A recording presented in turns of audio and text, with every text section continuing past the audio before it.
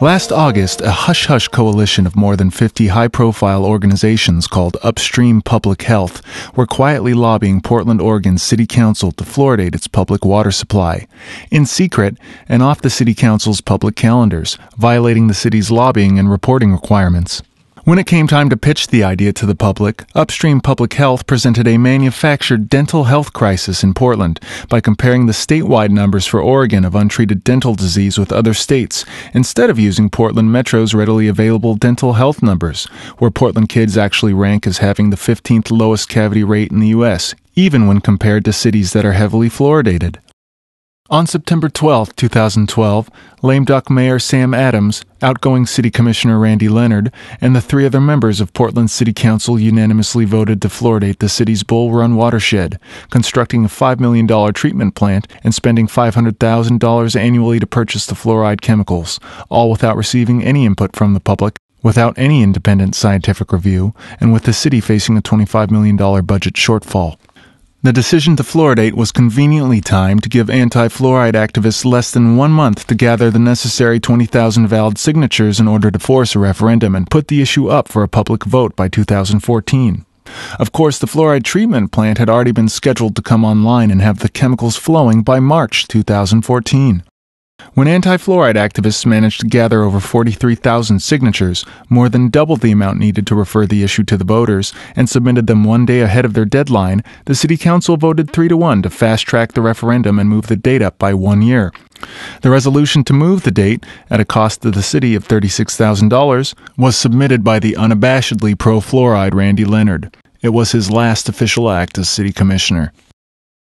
Fast forward to January 10, 2013, where a new political group calling themselves Healthy Kids, Healthy Portland filed paperwork with the state to support Measure 26-151, which will put the issue of water fluoridation to the voters. Managing the pro-fluoride campaign is Evelyn Mitchell, who until the previous November served as campaign manager for Charlie Hales in a successful bid for Portland's mayor.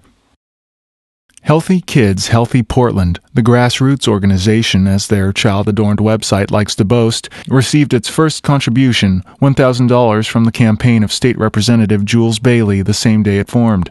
He was just the first in a line of political figureheads and special interest donors.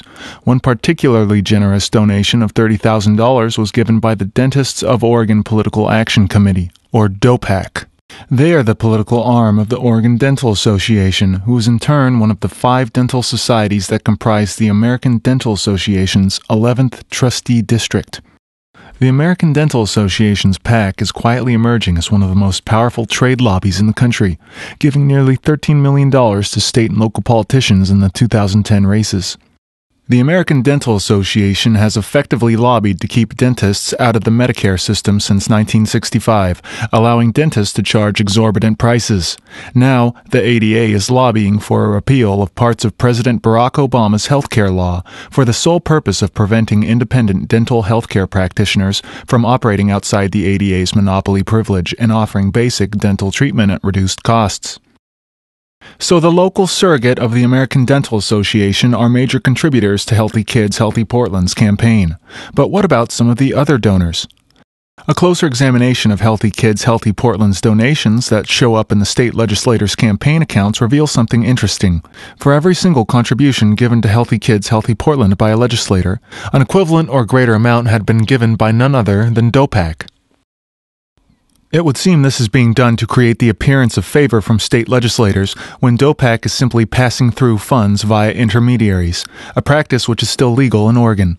The only 2 legislator PACs who have not taken an advance payment from DOPAC are Mitch Greenlick, who did receive $2,500 from DOPAC, but before the previous election cycle in 2009.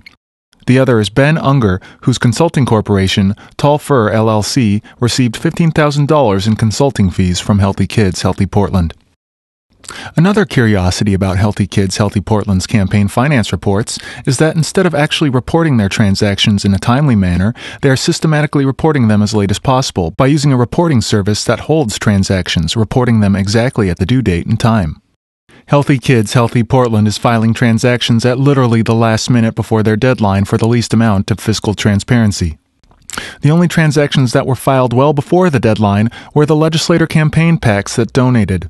This establishes Healthy Kids, Healthy Portland is knowingly hiding what they want for as long as possible. With only a few precious weeks away until the crucial vote, Healthy Kids, Healthy Portland is gearing up for a sophisticated media campaign and has been getting favorable press from publications like the Willamette Week, who also happen to be running their ads. One of Healthy Kids, Healthy Portland's main arguments for pushing fluoride, which seems to be a favorite ploy among the pro-fluoride activists, is that they again compare the statewide numbers for Oregon of untreated dental disease to Washington state. Yet we are not talking about Oregon. We are talking about Portland, where the percentage of children with untreated dental disease is 21%, compared with the 44% outside of Portland and 35% statewide. Portland Metro's cavity rate is so much lower than the rest of the state that it brings the statewide average down to 66%. Even in the 2007 Oregon Smile Survey, where pro-fluoride activists cite the statistic that 35% of Oregon children have untreated tooth decay, the survey goes on to say, quote, "Children in the Portland metropolitan area have less untreated tooth decay, are less likely to have ever had a cavity, and are less likely to need urgent dental treatment." Unquote. In fact, untreated dental disease tends to be the most pronounced in areas of low income that lack access to dental care and insurance, and not in regions that do not fluoridate. The main source of fluoride being used to treat municipal water supplies is not the pharmaceutical-grade fluoride found in your toothpaste, but fluorosilicic acid, an industrial waste byproduct of the phosphate fertilizer industry. Healthy Kids, Healthy Portland hopes to frighten Portland residents into accepting fluoridation chemicals to be pumped into their drinking water, despite the fact that these chemicals are allowed to contain numerous impurities, including arsenic and lead. Despite the fact that there is no way to control the dosage. Despite the cost to the city facing a $25 million budget deficit. Despite the fact that the overwhelming majority of nations have chosen not to fluoridate, with 97% of Western Europe being fluoride-free. Despite the fact that sodium fluoride is ineffective against fighting tooth decay when not applied topically. And despite the fact that these fluoridation chemicals have been demonstrably linked to adverse health effects, including an increased risk of dental fluorosis, an increased risk of bone cancer, interfering with thyroid and kidney functions, and stunting neurological development in children. If Healthy Kids, Healthy Portland was truly sincere about the health and well-being of children's teeth, why have they run their campaign in such an intentionally opaque, misleading, and downright deceitful manner? Instead of supporting education on good dental hygiene and the reduced intake of sugars, they would have the city of Portland squander its resources to dump unregulated chemicals into its public water in a practice that has proven to be ineffective at best and damaging to one's health and the environment at worst.